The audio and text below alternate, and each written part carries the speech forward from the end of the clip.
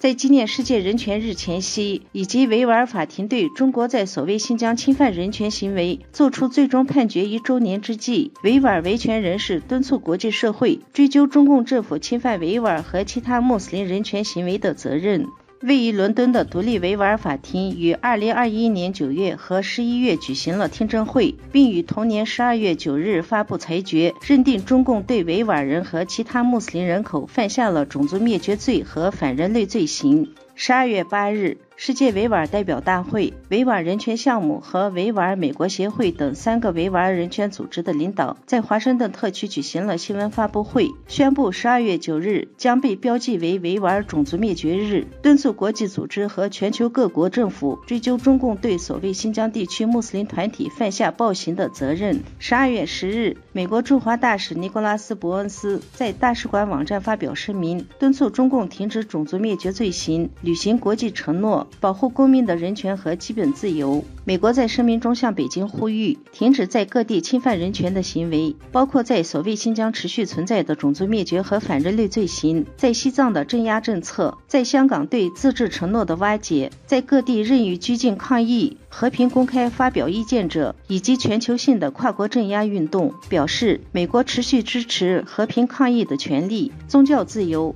言论自由、新闻自由和法治。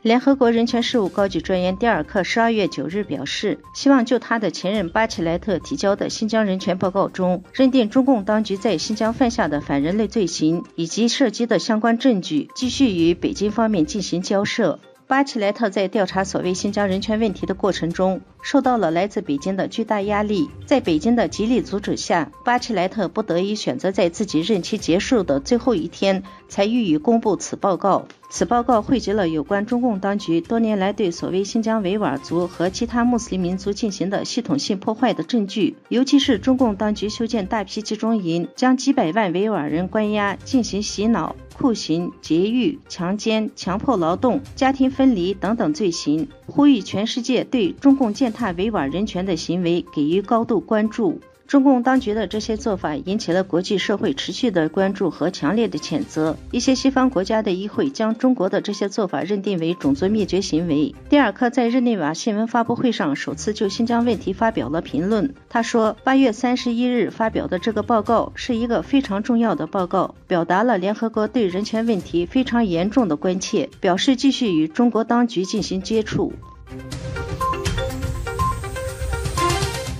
每年的12月10日世界人权日，维吾尔人、中国海外民运人士、藏人等群体都会发起抗议中共的活动。然而在白纸革命爆发后的今天，中国留学生却成为了海外抗议活动的主体。在伦敦中国大使馆外的抗议活动也是由中国留学生组织发起的。该组织代表在集会上用中英双语发言，诉说他们这一代在中共所谓爱国主义的洗脑教育下成长，长期被否定个体价值、服从集体的悲哀。而现在他们拒绝继续当国家机器的螺丝钉，打破困住他们的铁链，争取自由。加拿大留学生说，自从中国出现了彭丽发事件和白纸运动后，他们加拿大留学生也组织了4次抗议活动，而且很多留学生还参加了维吾尔人、藏人发起的抗议活动，说明他们在中共对藏人、维吾尔人的污名化宣传中觉醒了。并介绍说，温哥华有9个组织参加，都有各自的诉求，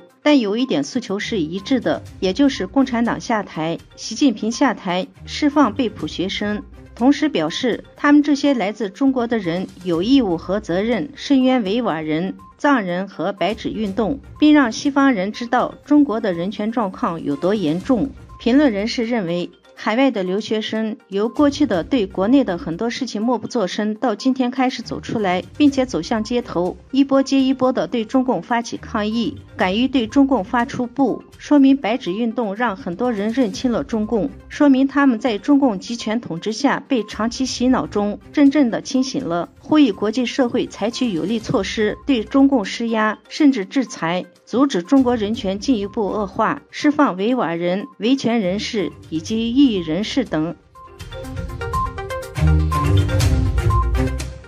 中国继2020年发行了1万亿元抗疫特别国债财政后，中共当局宣布再次发行7500亿元的特别国债。学者分析，3年的中共病毒清零政策已经耗尽了地方财政，需要融资弥补财政缺口。12月9日，中国财政部宣布发行2022年特别国债，3年期固定利率付息债，发行面值7500亿元，发行日和起薪日为2022年12月12日。中共清零风控造成了巨额财政支出，光是常态化核酸检测，全国每年就耗资高达2.5万亿元。一场空前的白纸革命运动，迫使中共祭出了新十条，开放了清零管控。清零政策停止了，并不意味着经济马上就会恢复。清零政策的后遗症还会持续相当长一段时间。对中共经济来说，其实现在能够开始恢复，也不会完全恢复到原来清零分成前的状态。外界认为，中共地方政府的财政赤字